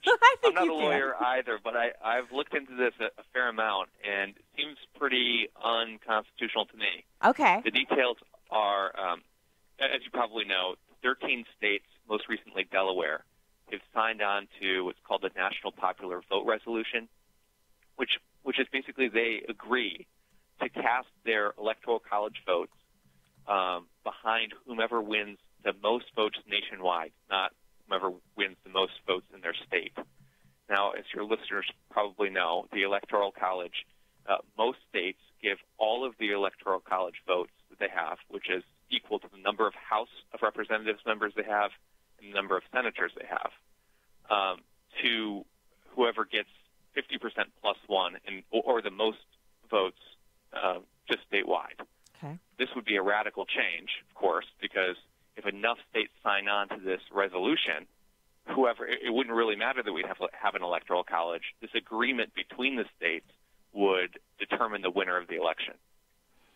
So what would happen then? Because they're setting this up so that if they can get the 270, so enough states to get to 270 votes, then they would have effectively changed the Constitution but without using the normal mechanism, which is to go through Congress and have 2/3 of Congress ratify it, and I think it's 2/3 of the Senate as well for a constitutional amendment. And then 3/4 of the states. Oh, right. So that would be yeah. To get a constitutional amendment passed would be pretty much impossible because you have all sorts of states that have that know that they would be essentially ignored if there was a popular vote. They would have to sign on to create or to get rid of the Electoral College. So this is a kind of an end around. But yeah, it's unconstitutional because of another clause of the Constitution. It's called the Interstate Compact Clause, which says that any agreement like this between the states has to be agreed to or ratified by Congress, but by a simple majority vote. So it would be much easier than an amendment. So is that why they're doing it? Because they want a simple majority vote and they think they can win that?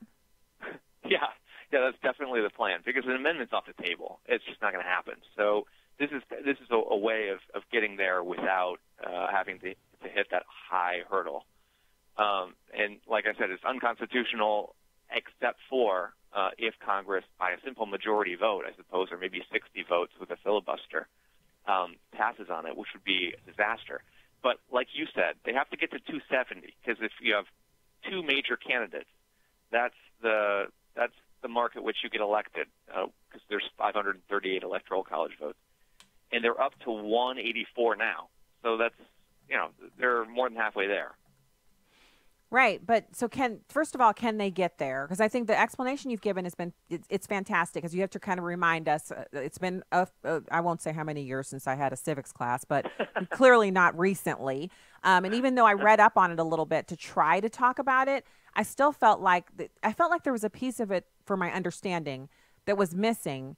And I think that piece is, this is a question, can they get to 270 with the current lay of the land? I know Trump is a kind of an instigating factor because some people hate him so much they'll do anything, but can they get there? I don't think so. It's mostly blue states that have signed on. Only one purple state has, which is Colorado. I guess depending on how you count Rhode Island. Basically, it's blue states. And I think it's more of a protest vote than anything.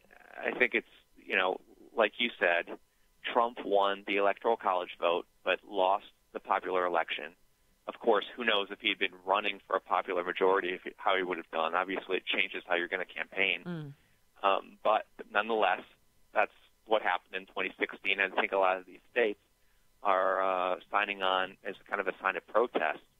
But to get a red state on board would be seemingly impossible because in recent history, Republicans have done better in the Electoral College because the Republican Party is popular in many regions of the country, whereas the Democratic Party is really popular on the coast.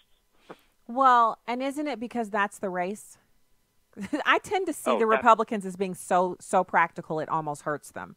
So if the race was the popular vote, the Republican Party would, from the platform committee on up and out in every direction, every little, GOP chair and every precinct, every committee person, they would all begin to strategize for winning the popular vote. But since it's the Electoral College, the strategy is to win the Electoral College, and that is what every person, every foot soldier, every get-out-the-vote person, they're trying to win the Electoral College. So it really is a situation of where whatever the actual game board, the rules for the game board is laid out is what the Republican Party is going to go for, where the Democrats, like Hillary Clinton, didn't even seem to be aware that she needed to win states' electoral college votes, right? There was no Republican who was confused about that. So it's weird. Right. Yeah. Well, that's number one. It's like, it's not, you would play football very differently if the goal was getting the most first downs. It's not. Right. No one ever says, oh, well, I won the game because we advanced the ball the slowest across the, no, it's whoever gets the most touchdowns. Right. So you're exactly right. And the other thing is that you point to is different electoral systems create different incentives for the parties before November, the candidates before November, and politicians afterwards. And the incentives that you would have with a national popular vote would be very bad because you'd be focusing on the major cities where the population centers are.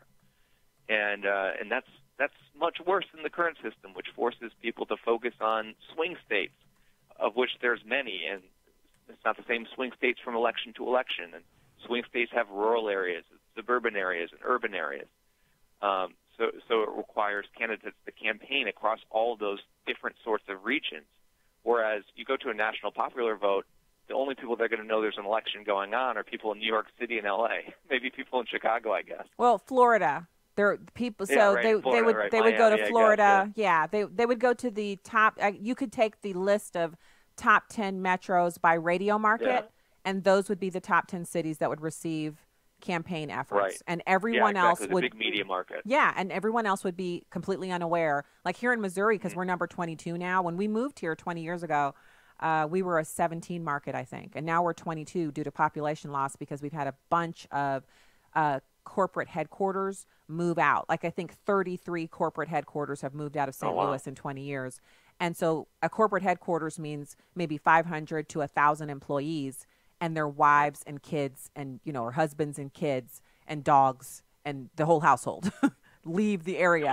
So, that results in a lot of population loss, which means our market has gone down significantly. Still a decent sized city, but by no means is anyone going to come campaign here when they could be in Chicago or Washington, D.C., because the D.C. metro is enormous. It's a number 10 market.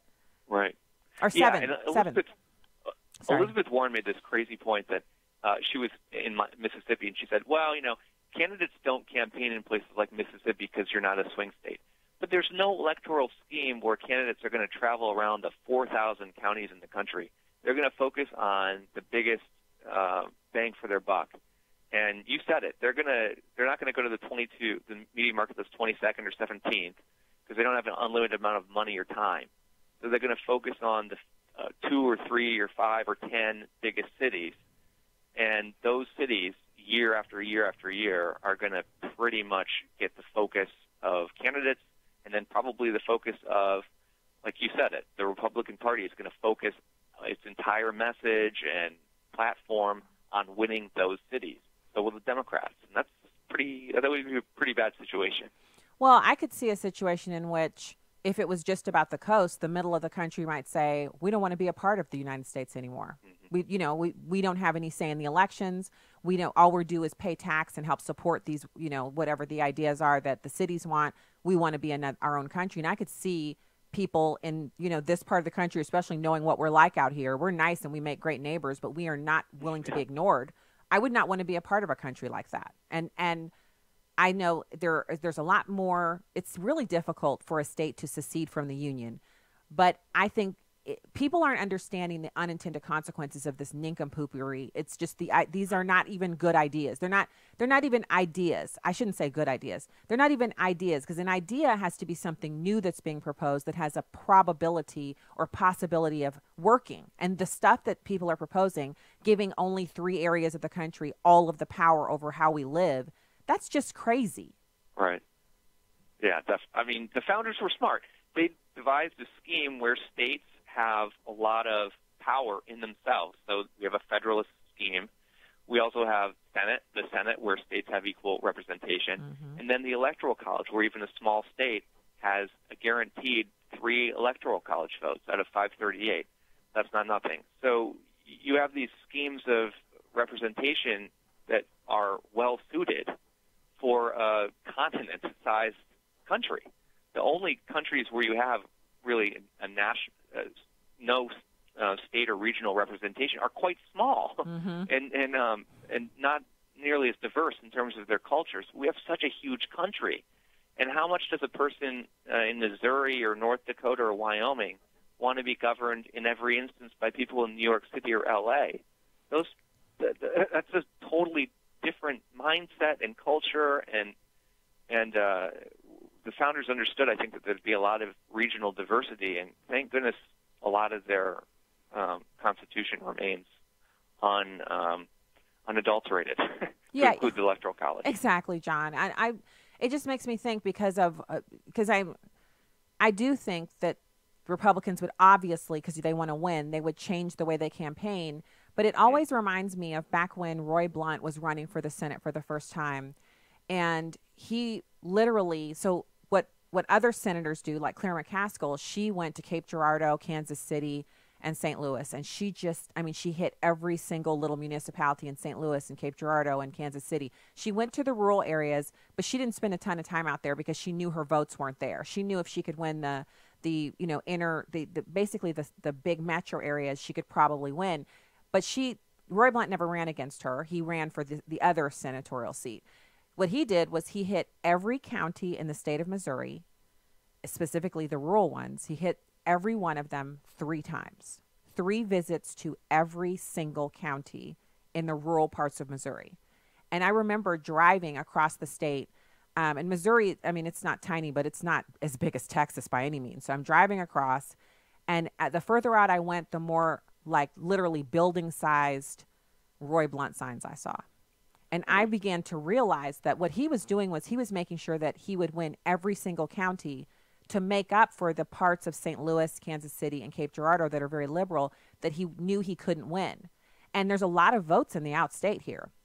Like we only have like 5 million people or so, but out of the 5 million, there are a lot of them who live out in the rural areas, and he could lock down by going to, a fish fry or a dinner or something and a barbecue. He could hit 3 of those and lock that entire county down. And he did. And he has not been in any danger of losing his seat since he's I think on his 2nd term now. So he figured out the lay of the land and how he could win, and that's how he went about it. I remember when Greitens was running his campaign, he was guaranteeing himself the veterans vote, which is very diverse in Missouri. Not every veteran votes for a Republican or what have you. But I guess what I'm saying is people who want to win figure out the strategy that will yield them the most votes. And what the Democrats want is to put all of the strategy into 3 areas, which will ultimately disenfranchise some Democrats as well. Oh, totally. Well, what you point out, I like the looking at governor's races, too. I think it shows 2 different things. One, that a state is small enough a unit where if you're focusing on swing states, you can really travel around and hit every rural area, and you see it all the time. When candidates are traveling around Iowa or when Trump was traveling around Michigan, Hillary didn't really make much of an effort. And you see candidates traveling around to local diners, et cetera. So the fact that they're focusing in on these swing states, there's nothing divinely ordained about Ohio. I mean, why is that? Why do they have such an outsized role?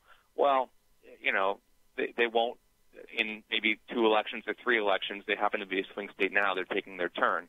But what's really good is that candidates, because every vote really matters in Ohio, really are forced to travel around every county in that area. And so they might not travel to Peoria, Illinois, but they're traveling to Mount Vernon, Ohio, and there's probably a lot of similar interests there. So that's a really good thing. The other thing it shows is you hit the nail on the head. If you want to know what a national popular vote leads to, look at a state like Illinois or a state like New York, where you have a major population center, and rural, the rest of the place. And you see that Chicago and New York City get the bulk, not just the bulk, almost all the attention. So New York Times, I think, it might have been the Post, ran a story where it showed where Andrew Cuomo had traveled during the 8 years he's been governor. He hasn't visited 3 counties at all. He visited another 10 counties once. He's visited New York City 601 times and 90 visits to Nassau County, 59 to Suffolk. So, that's what we have. We'd have a system like New York or Illinois, and that's no good. It'd be horrible, horrifying. Hey, John York of the Heritage Foundation, you were awesome. Thank you for joining us today and giving us the straight scoop on that. We'll be back with more right after this. This is Uncommon Moments. Here's former Super Bowl winning NFL coach Tony Dungy and his wife Lauren sharing from their book Uncommon Marriage. When I coached in Indianapolis, Lauren and I lived apart for about 18 months. It was tough. One of the biggest challenges for Lauren was trying to keep me connected with the kids. She had to be creative to make it work. Our love and commitment to each other and our family brought us through. But that's not to say those months were fun. Often our love had to be sacrificial. Both of us needed patience and stamina. With Christ at the center of our home, we committed our family to prayer, even if it was just a quick prayer on the phone. Prayer should be a priority. For Tony and me, it's the key to a strong marriage. Tony and Lauren Dungy, authors of Uncommon Marriage, learning about lasting love and overcoming life's obstacles together. Discover more at CoachDungy.com. Hi, this is John from Olive Branch, Mississippi. I just wanted to say that you guys have really blessed me. I've been listening for a few months now, and it's been so needed and so needed in my life and in my wife's life. We both listen to you guys as much as we can, and it's just great to hear some strong, unapologetic witnesses for the Lord that stand on His word as opposed to standing on the shifting sands of the culture. So I just wanted to tell you guys thank you for being a blessing. We tell people all the time about you guys, and just keep on doing what you're doing. We really appreciate it. Urban Family Talk presents Share-a-thon 2019. Starting Tuesday, April 23rd. It's time to take a stand in the gap. Media Minute with Howard Kurtz. Social media giants have become strikingly unpopular. That according to a new NBC Wall Street Journal poll. Check this out. 6 in 10 Americans say they don't trust Facebook to protect their personal information. 57% of Americans say they agree that social media sites like Facebook and Twitter do more to divide the country. 55% social media do more to spread lies and falsehoods. 61% think social media do more to spread unfair attacks and rumors against public figures and corporations. There are so many self-inflicted wounds here. These companies, especially Mark Zuckerberg's company, used to be admired, now not so much. But this is the one that really gets me. 82%, according to this poll, say social media sites do more to waste people's time. Sorry, America, nobody is forcing you to spend time on Facebook and Twitter and Instagram and Snapchat. That one is on you, not the people who provide the services. With your Media Minute, Howie Kurtz, Fox News. This is Stacy on the Right with Stacey Washington on American Family Radio and Urban Family Talk. 4 months, we're still waiting, but I think there's a bigger problem in the Congress. We have to be able to rely on the Intelligence Committee and the leadership of that committee because, as the American people know, every member of Congress does not see every piece of intelligence. Right.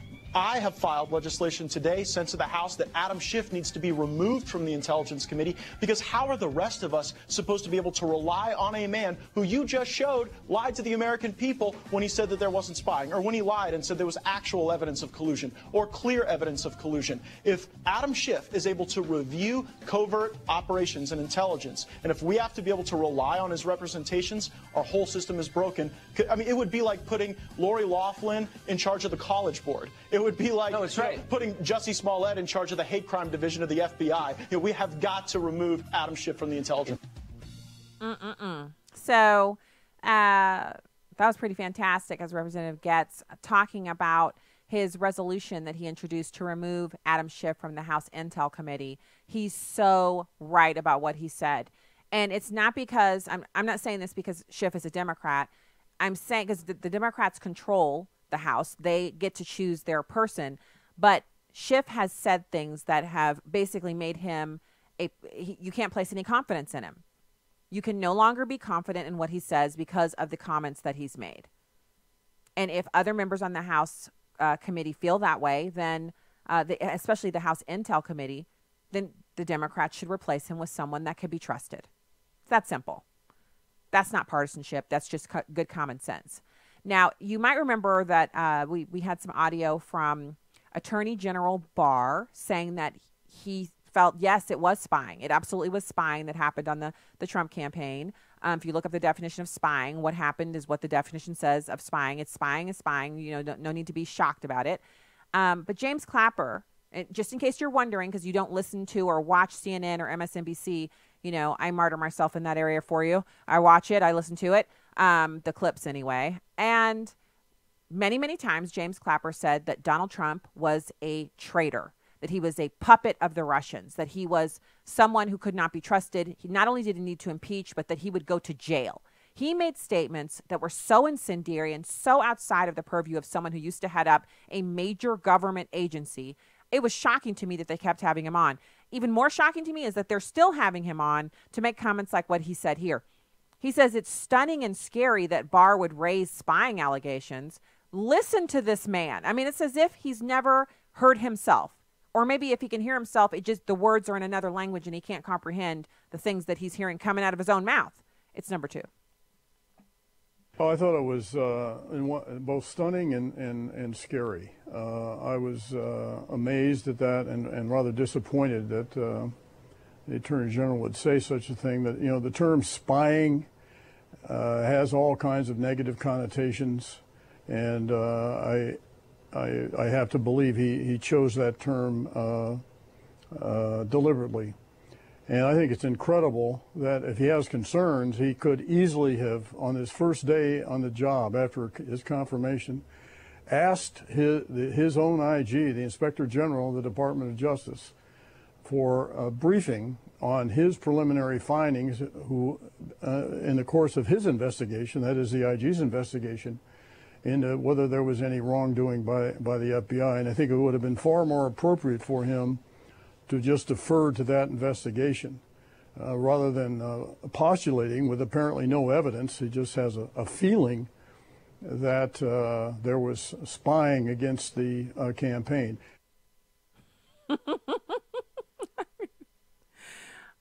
So no further commentary needed. Dude is just, first of all, why? Why do they still keep, why do they let him come on some more to say some more crazy stuff? I don't know. I mean, we'd have to ask somebody from over there.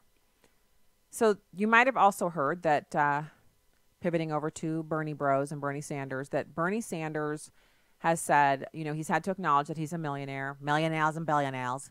And he is saying to Americans, hey, you could be a millionaire too if you write a hugely successful book, as I did. That's what made me a millionaire. And that's why I own 2 homes and a boat. And so he's been very, this is something he has to address because he's a socialist. So instead of him giving all of his money away and making sure that we understand that he really believes in the things that he says he believes in, he instead is now trying to tell us that, well, it was capitalism that helped him make $1 million, but he's still a socialist anyway. And in addition to still being a socialist, he wants to take away your health care. And I don't mean that in a bombastic or facetious way. I don't mean that in an incendiary way where I'm taking something that he said and blowing it out of proportion. I mean, he's literally said, we played the audio, I think, yesterday on the show, where he said that if you get Medicare for all, then health insurers would be reduced to insuring little cosmetic surgeries like nose jobs or ear reductions. And he wasn't being funny when he said it, even though it sounds kind of funny when I say it. He was not joking. Now, you might think, well, how would he get that done? Well, he doesn't get that done right now. And the poll numbers it doesn't look like he's got the commanding lead over Donald Trump that was, much vaunted and ballyhooed last go around when Democrats were screaming at the top of their lungs that if only the DNC hadn't rigged the election for Hillary Clinton, then Bernie Sanders would have handily trounced Donald Trump. I don't think he would have. I really don't. But now we have poll numbers showing that he's not running ahead of Donald Trump, nor is Joe Biden. Now, there are some Republicans who are undecided, ones who voted for Donald Trump. So I can't even say they're Republicans. A lot of people who aren't Republicans voted for Donald Trump. There's a nice sized chunk of them who they're not sure what they're going to do next go round. But they might be the ones who are always the holdouts, who never make their decision until the week before or a couple of days before the election. And so they're always the ones who have that significant representation. They call themselves swing voters, independents, what have you. But they're coming from the president's current coalition. So it's troubling, but it doesn't mean defeat. Now, Senate Majority Leader Mitch McConnell, he was not mincing words when he was discussing. He was asked if they would consider legislation like Medicare for all. Now, we've heard all of the numbers about how expensive it is. We know that single-payer healthcare type countries, their rich people come to our country to get health insurance. We know the wait times are extremely long, and we've seen a very troubling rash of decisions out of the European Union's High Court against parents who want to take their kids for experimental treatments outside the country, and the European Union and their court, basically they own those kids. So if parents want to do something that the European court or the doctors don't want them to do, even if it could save the child's life, the European Union and the doctors actually have more power than the parents. That's single payer for you. Mitch McConnell is having none of it. And y'all know how sketchy I am on Mitch. I appreciate him when he's awesome, but when he goes against the president, I'm not with Mitch when he does that. His wife, Elaine Chao, she's pretty awesome. But Mitch, I'm very iffy with him. I'm with him when he's good. When he's not good, I'm not with him. Here he is being kind of good in a speech to a bunch of doctors, an association of doctors. It's number one. What really frustrates me are when the obstacles that get in your way are political headwinds created right here in Washington. You've all heard about the latest fad among my Democratic colleagues across the aisle, the new idea that their presidential candidates are tripping all over themselves to embrace Medicare for all, a radical one-size-fits-all attempt to remake the health sector, not to mention the personal and family decisions of literally millions and millions, according to grand designs dreamt up in New York City and San Francisco. Of course, I don't need to explain to any of you that it would actually be Medicare for none. It would hollow out the Medicare program that seniors rely on until nothing was left but the label, and then slap a new label, a government plan that every American would literally be forced into. In fact, my Democratic colleagues are so convinced the American people will love their new government plans that their legislation would make competing private insurance illegal. It's not exactly a vote of confidence if they feel compelled to outlaw any competition. This is what the Democratic Party is rushing toward.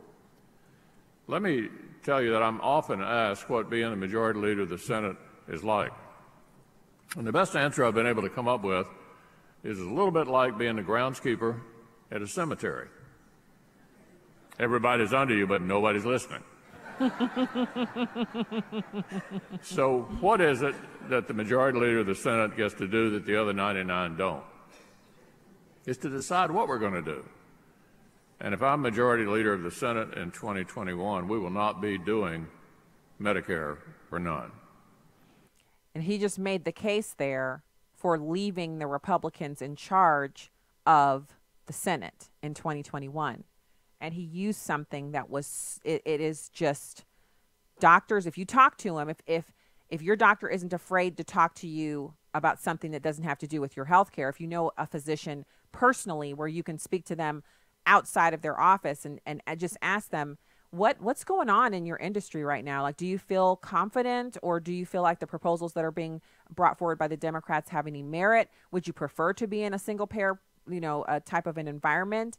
Or do you prefer the private health insurance model, or do you prefer a hybrid? What would you like to see? Ask a doctor that you know that, and hear what they have to say. Obviously, their political ideology will have something to do with it, but for the most part, the doctors that I've spoken to, that I've been able to actually just take a couple of minutes and ask them about it, they all tend to be against government being in between them and their patient. And the reason is because you already have the health insurance company between the patient and the doctor. Because sometimes health insurance companies say, we won't approve that inhaler. We won't approve that EpiPen. The EpiPen we prefer is this one. And the doctor will say, well, I prescribe this one because it's actually, $14 cheaper or $140 cheaper or whatever. Or I prescribe this one because the clinical trials on this one are, in my opinion, it has more merit. This is a better option for my patient.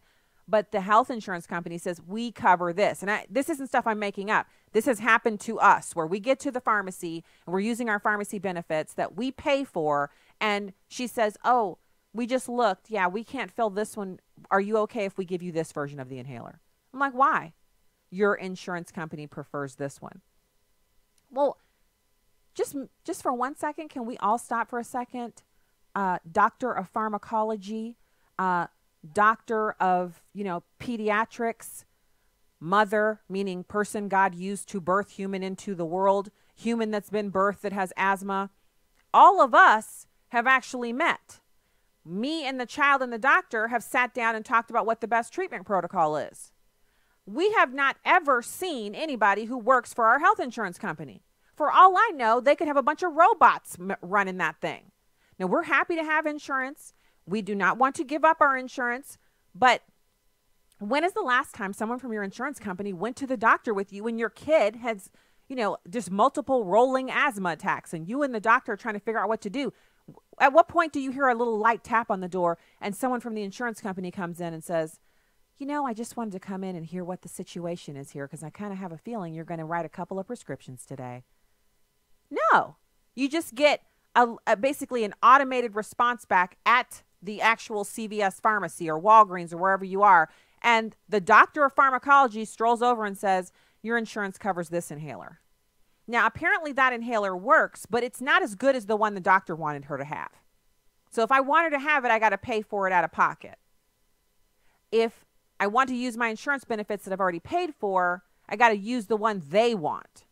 They haven't met my child. They haven't listened to her heart or her lungs or her breathing. They know her history, meaning they know how many times we've been to the doctor and how many times they've had to pay out for preventative and how many times we've accessed the HSA to pay for our portion to meet the deductible, but they've never met her or her doctor. They don't know her background or history with asthma. And so if that infuriates you, because it certainly infuriated me when I was standing there, I was thinking to myself, I bet you somebody who works at that health insurance company has a kid who has asthma. I wonder what they do when they realize that the company that they work for isn't going to give them the inhaler that the doctor prescribed. They have to take some other inhaler. I wonder what they do. Do they pay the difference, or do they just go with it because they work there and they think they know best, or they know best? Now, replace that health insurer with some government bureaucrat who probably should have been fired 10 years ago for incompetence and dereliction of duty, who probably spends the majority of the day surfing pornographic websites, and they can either reject or accept your claim based on which side of the screen they feel like pushing today. Zero accountability. Again, someone you're never going to meet, who doesn't know your child's history, doesn't know your history, has never spoken to your kid's doctor. And oh, by the way, one more thing. Also, may be inclined to deny your claim based upon the fact that you don't share the same political ideology that they share. At least with the health insurer that we're paying, they know at some point, if we get frustrated enough, we can go to our employer and say, you know what? We're not having a good response with this. And if enough employees complain, a employer, especially these large employers, they'll switch. The small ones will too. If too many employees are dissatisfied, they'll switch in a heartbeat, and insurers don't want that. So they try to keep the hubbub to a minimum. How do you get rid of a bad employee in the government that keeps denying your claims because you're not a Democrat when you can't fire somebody in the government? That's single payer for you. You can ram your head up against that government brick wall as often as you want to, and you'll end up in the hospital, and that brick wall will stand. Never put the government between you and your doctor. All right, that's the show for today. God bless you from the heartland, and have a fantastic evening.